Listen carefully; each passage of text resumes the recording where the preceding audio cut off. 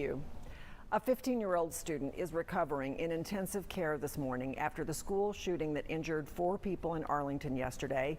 Getting that call or finding out there is a shooting where your child goes to school is one of a parent's worst nightmares. The question for many families today, this morning, is how do you talk to your kids about what happened? So we called psychologist Dr. Brad Schwall, who joins me this morning to offer some insight on what to say to your kids. Good morning, and thank you so much for joining us. I know you must be busy. Yes, definitely. So I think being a parent, it would depend on the age of the child. Let's start with the little ones, and I'm going to classify little as below middle school. If your child is that young, what is the best way to start a conversation about what's happened, and what do you say? For younger children, if they have seen, we're talking about what they may have seen. We're always validating emotions. We're always validating the fact that it was scary, and even thinking about the students who were there, certainly validating that fear that would be natural. With younger kids, I always say we limit what they see while we know that they may be talking about it. Then we validate, and we also do reassure that this was an isolated incident. Okay, I love what you said about validating the emotion, because as a parent, your inclination is to want to make it okay. But validating the emotion, listening and saying, yeah, I understand that feels scary to you. What if your child is older, junior high, high school? How do you handle that? Well, I know that older students, high schoolers, are watching the video. They're speculating about what might have happened. We really do focus on 2 issues. One, the fact that there was gun violence. We talk about that there was an obvious escalation. We're in tune with our kids and their questions about that, and it's hard to grasp. We also know that middle schoolers and high schoolers are talking about bullying, and that conversation has come up in the media and on social media. And so we do talk about bullying. What do they see?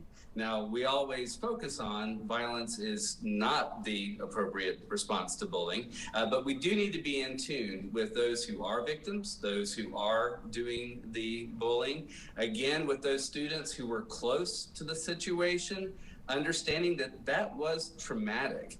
So validating the fact that they may and will be nervous about going back to school. We do watch for signs of trauma, bad dreams, withdrawal, irritability. Again, we validate that is okay. It was a very, very scary incident, while providing reassurance that it was isolated. And then we always want to be in tune with our kids, schools creating positive environments, parents knowing what's going on in their kids' lives. This was so disturbing to me. There's an editorial in the Fort Worth Star-Telegram today that says students were calmly posting on social media. There was an eerie calm that betrays how deeply these acts of violence have embedded themselves. So what do you do as a parent not to raise fears, not to be scary, but at the same time to talk to your child about this? This has become normalized for a lot of kids, and that's really tragic. I think the key there is really personalizing it. When with media, we're separate from it. It's easy to watch and not be connected. When we hear statistics, it's hard to empathize with what's really happening. So with our kids, trying to counter that desensitization by talking about the fact that those children, those students in that classroom were impacted, that was traumatic, that though we can't speculate on all that led up to what happened, we know that bullying does happen. Bring it back to your child, to your school, and talk about the fact that we must learn to give respect. We must address bullying. We must talk about mental health.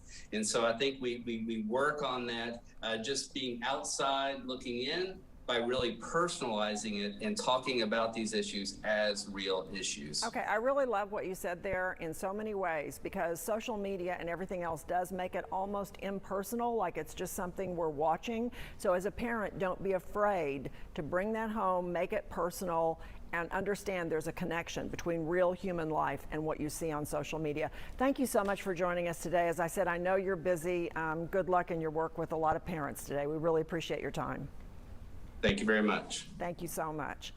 Hannah, I am so glad that I am not facing that conversation today, but I loved what he said about it connecting that, because